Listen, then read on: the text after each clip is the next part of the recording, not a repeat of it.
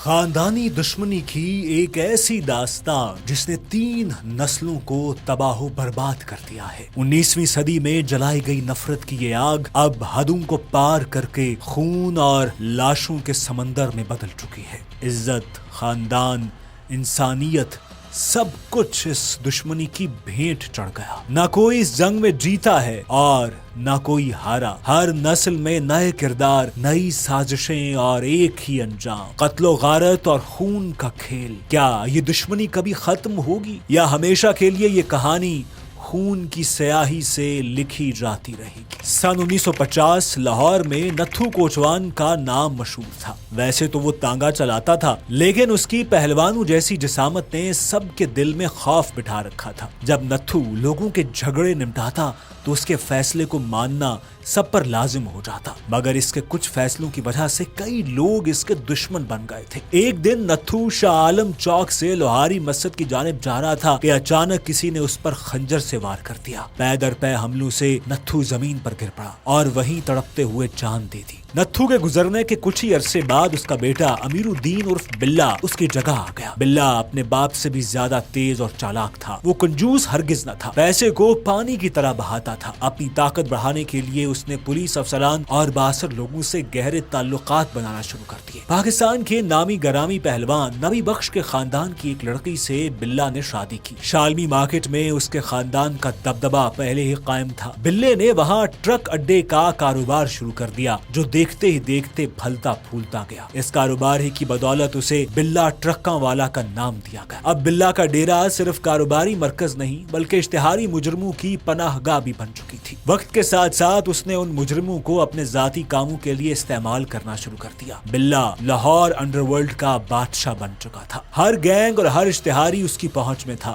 شفیق عرف بابا، حنیف عرف حنیفہ، اکبر عرف جٹ، ہمایوں گجر اور بھولا سنیارا جیسے بڑے بدماش اس کی مٹھی میں تھے۔ وہ مجرم جو قانون کے شکنجے سے بھاگے ہوئے تھے بلّا کی سرپرستی میں اپنے جرائم جاری رکھتے اور بدلے میں بلّا کے کام انجام دیتے۔ لیکن بلّا یہ بات نہیں جانتا تھا کہ اس کے بڑھتے ہوئے قدم اس کے آنے والی نسلوں کو تباہ کر دیں گے۔ بلّا کا یہ ڈیرا آج بھی موجود ہے جیسے کہ یہ دشمنی۔ بظاہر خواجہ تعریف عرف ٹیفی بٹ اور خواجہ عقیل عرف گوگی بٹ گوال منڈی کے معروف کاروباری تھے، مگر ان کا اصل یہ ہے کہ یہ دونوں اندرون لاہور انڈر ورلڈ کے بڑے نام تھے۔ ان کا اصل کام زمینوں پر ناجائز قبضے، جائیدادوں کی لوٹ مار اور بدماشی تھا۔ بلّا ٹرکا والا اور ٹیفی بٹ کے درمیان دشمنی کی بنیاد ایک چھوٹے سے پلاٹ پر ہوئی جو موچی گیٹ کے پاس واقع تھا۔ بلّا اس پلاٹ کو اپنے کاروبار کے لیے استعمال کرنا چاہتا تھا۔ دوسری طرف تیفی اور گوگی بڑ سے یہ برداشت کرنا ناممکن تھا کہ بلّا اس علاقے میں مزید طاقتور ہو جائے۔ نتیجہ یہ ہوا کہ دونوں نے اس پلاٹ پر اپنی دعوے داری شروع کر دی۔ پھر ایک دن بلّا کے آدمیوں نے تیفی کے لوگوں کو اس پلاٹ پر تعمیرات سے روک دیا۔ تیفی بٹ نے اس توہین کا بدلہ لینے کی ٹھان لی۔ وہ موقع کے انتظار میں تھا، مگر اس کے برعکس تیفی اور گوگی بٹ کسی کیس میں گرفتار ہو کر جیل پہنچ گئے۔ کچھ وقت بعد بلّا ٹرکا والا کی زندگی میں ایک ایسا لمحہ آیا جس نے سب کچھ بدل کر رکھ دیا۔ قتل کا ایک سنگین موڑ، اور اس قتل میں بلّا کے بیٹے عارف امیر عرف ٹیپو ٹرکا والا کا نام سامنے آیا۔ حنیفہ اور بابا دونوں سگے بھائی بلّا کے زیر سرپرست تھے۔ ان دونوں کو بلّا اپنے بچوں کی طرح چاہتا تھا۔ وہ ٹیپو کے ساتھ ہی بڑے ہوئے اور بلّے کے ایک اشارے پر وہ کام کر گزرتے جس سے علاقے میں اس کی دھاک بیٹھ جاتی۔ بابا اور حنیفہ علاقے میں چھوٹی موٹی وارداتیں کرتے رہتے تھے۔ ایک دن ان دونوں بھائیوں نے اکبری گیٹ کے رہائشی امیر الدین تارا والا اور اس کے 2 ساتھیوں کو قتل کر دیا۔ مقدمہ چلا تو بابا، حنیفہ اور ٹیپو تینوں پر پرچہ کٹا، لیکن بلّے نے اپنے بیٹے ٹیپو کا نام بڑی چالاکی سے مقدمے سے نکلوایا اور بابا اور حنیفہ سے کہا کہ وہ جرم قبول کر لیں، جلدی انہیں جیل سے چھڑا لیا جائے گا۔ مگر بلّا یہ وعدہ پورا نہ کر سکا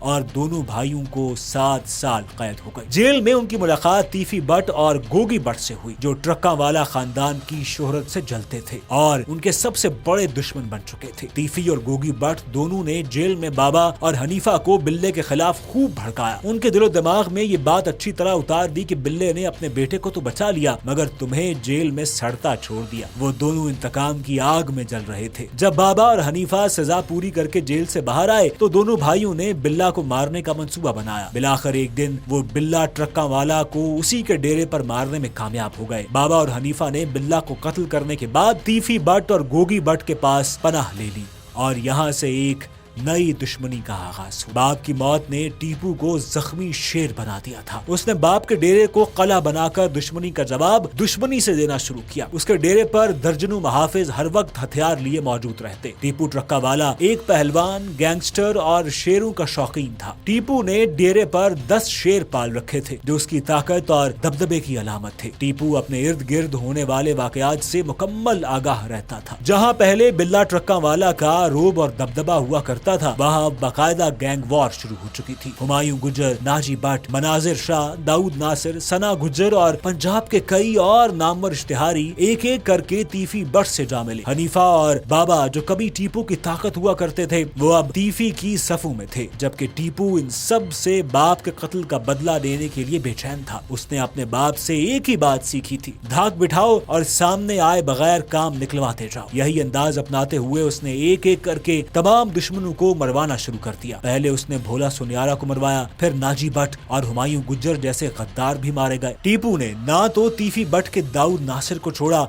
और ना ही सना गुजर को। एक एक करके सब खून में तड़पते दिखाई दिए। लाहौर में टीपू ट्रक्का वाला खौफ और दहशत की अलामत बन चुका था। यूं बदले की आग में जलते हुए टीपू ने बाबा और हनीफा को भी एक पुलिस मुकाबले में मरवा दिया। इन सब कामों के लिए टीपू ने किराए के कातिलों और पुलिस मुकाबलों का सहारा लिया। दोनों गैंग्स में एक वाज़ेह फर्क ये था कि बट गैंग के बड़े नाम हमेशा महफूज रहे, जबकि ट्रक्का वाला खानदान के अहम अफराद निशाना बनते रहे। बट गैंग निहायत शातिर था। वो हमेशा ऐसे अफराद को इस्तेमाल करता था जिनकी पहले से ही ट्रक्का वाला खानदान से दुश्मनी थी। टीपू ने अपने बाप के कत्ल का बदला तो ले लिया, मगर इसके बाद टीपू पर एक के बाद एक कई कातिलाना हमले हुए जिनमें वो हर बार बच निकलता। इन हमलों में मुख्तलिफ इश्तिहारी मुजरिम और किराए के शूटर्स इस्तेमाल किए गए, लेकिन हर बार तहकीकात का सिला तीफी और गोगी भट्ट के गैंग से जा मिलता था। उसके बाद 2003 में टीपू पर एक बड़ा जानलेवा हमला लाहौर कचहरी के इलाके में हुआ, जिसमें उसके 5 मुहाफिज जान से हाथ धो बैठे। टीपू खुद शदीद जख्मी हुआ और इसे फौरन अस्पताल मुंतकिल किया गया। टीपू ने इस हमले का इल्जाम भी तीफी और गोगी भट्ट पर आयद किया। इस हमले के बाद टीपू ने अपने खानदान को दुबई मुंतकिल कर दिया और खुद भी कुछ अरसे के लिए मुल्क से बाहर चला गया। लेकिन लाहौर में टीपू के सैकड़ों ट्रक और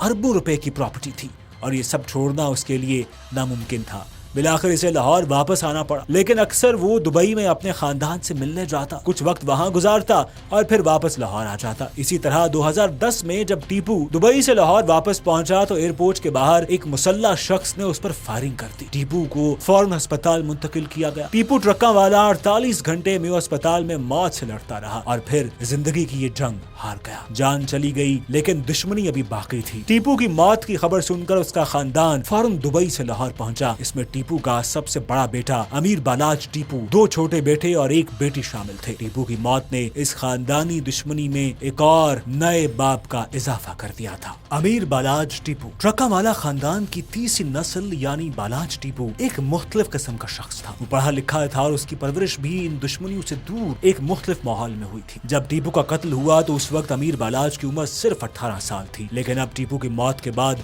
बालाज को ही डेरा संभालना था। बालाज इन खानदानी दुश्मनियों का खात्मा चाहता था, लेकिन चाहने के बावजूद वो ऐसा करने में मुसलसल नाकाम हो रहा था। जब वो किसी दुश्मनी को खत्म करने की कोशिश करता, उसके करीबी लोगों में से कोई ना कोई सामने आ जाता। इनमें या तो किसी का कोई रिश्तेदार कत्ल हो जाता या कोई पुरानी दुश्मनी होती। इसके बावजूद बालाज ने कई पुराने दुश्मनों से सुलह कर ली थी, लेकिन बट गैंग के साथ वो सुलह करने में नाकाम रहा। उधर तीफी बट को यह खतरा था कि बालाज उन्हें नुकसान पहुंचा सकता है। वो मानने को तैयार ही न था कि टीपू का बेटा दुश्मनी खत्म करने में मुखलिस होगा। 2016 में बट गैंग ने जमीन पर कब्जा किया तो बालाज दीवार बन गया। यहाँ बालाज को पैगाम मिला कि अगर वो रास्ते से न हटा तो बाप की तरह उसका पत्ता भी साफ कर दिया जाएगा। बालाज की जान मुसलसल खतरे में थी। बिलाखिर एक बार मजीद तारीख को दोहराया गया। 19 फरवरी 2024 लाहौर की एक हाउसिंग सोसाइटी में अमीर बालाज अपने हिफाजती दस्ते के साथ एक दोस्त की शादी में शरीक हुआ। तकरीब में मौजूद एक फोटोग्राफर ने अपने लिबास के नीचे एक बंदूक छुपा रखी थी। वो बालाज को कत्ल करने के इरादे से आया था और तकरीब के दौरान बार बार कोशिश करता रहा कि किसी तरह बालाज के करीब पहुंच सके, मगर मुहाफिजों ने उसे बार बार पीछे हटा दिया। आखिरकार एक ऐसा लम्हा आया जब वो बालाज के करीब पहुंचने में कामयाब हो गया। जैसे ही वो करीब आया उसने तेजी से बंदूक निकाली और बालाज पर गोलियां बरसा दी। बालाज के मुहाफिजों ने फौरी रद्द-ए-अमल देते हुए जवाबी फायरिंग की, जिसमें हमलावर मौका पर ही हलाक हो गए। लेकिन उस वक्त तक 4 गोलियां बालाज के जिस्म में पैवस्त हो चुकी थी। बालाज को फौरी तौर पर लाहौर के जिना अस्पताल मुंतकिल किया गया, लेकिन सांसों की माला टूट चुकी थी और वो नौजवान इस खूनी दुश्मनी की भेंट चढ़ गया था। इस कत्ल ने एक बार फिर बुझती आग को चिंगारी दिखाई। अमीर बालाज के कत्ल का इल्जाम तीफी और गोगी भट्ट पर लगा।